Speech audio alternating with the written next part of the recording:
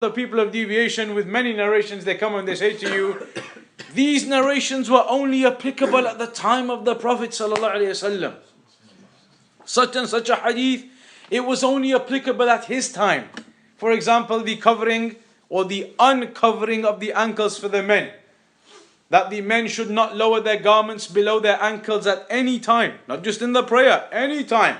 So people will come along now, the so-called mashayikh, the scholars as they title themselves.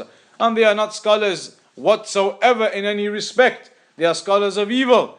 They come along and they say to you, no, these types of rulings were only at the time of the Prophet ﷺ. In that time, because of various instances and various issues, they had the ruling that you have to keep the clothing above the ankle. Our times now, the society and the way it is, we must lower it below the ankles.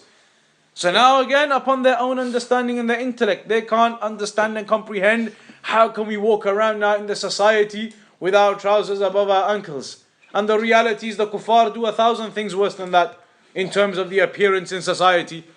They wear clothes which are torn on purpose. Clothes that are torn on purpose. And that is something praiseworthy. That is supposed to be something praiseworthy, that you wear clothes that are torn on purpose. They wear clothes that are on the verge of falling off their bodies. And that is something praiseworthy. So when a person comes along and says, no, but you have to mix with the society. You have to fit in with the society. How can you walk around and your trousers are raised above your ankles? But then those same people, do they not look that the people now out there, for them tearing your clothes on purpose is something praiseworthy. Wearing clothes that are practically falling from your body is praiseworthy. Wearing clothes that you can barely fit into is praiseworthy. And yet the person comes along now, these scholars of the Ikhwan al-Muslimin and their likes, and they say, no, but you can't now, the society, you can't take your trousers above your ankles by half an inch or an inch, which is sufficient. If you're not able to do more than that to half of the shin, as long as it's above the ankle, it is sufficient to implement the ruling. To such an extent, it would barely even be noticeable. The reality is. So, when these people come along with these types of fatwa, then they are based upon their own desires. The same with the beard, they'll give you the same rulings. But now the people, the society, it looks weird to have a beard. It looks strange to have a beard. You have to cut it down. You have to take it right down to the size, which is very small. Less than a fistful, nothing near a fistful. Just so you can match and fit in with everybody else. Again, this is not the way of the Muslim.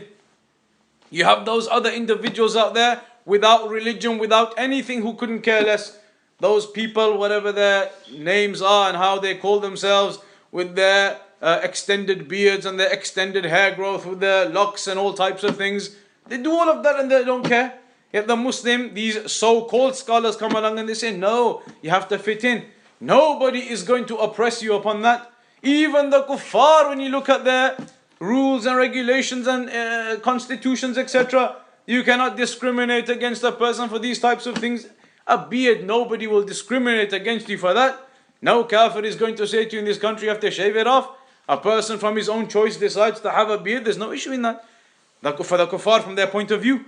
So now for a scholar, for these so-called scholars to come along and give these fatwa, then it is really falling into this error. That they are attempting to interpret these narrations with their own desires, with their own understanding of their society and everything else. And in reality, you should practice this. You have to practice these narrations and implement them as the sunnah it comes with them. And there is no harm in that. There is no opposition in that. Now a Muslim grows his beard. There is no opposition whatsoever to any of the laws of this land. What law of the land are you breaking by growing your beard? Nothing whatsoever. So why they come along now, the Ikhwan al-Muslimin and these scholars? No, but the society, whatever else. So a person must be aware with regards to these narrations regarding the sunnah, that it is upon you to accept them and implement them, even if it is beyond your understanding and comprehension as to how these particular narrations are. You know that they are authentic, you know that they are from the sunnah of the Prophet ﷺ, and he does not speak from his desires. Therefore it is upon you to practice and to implement them.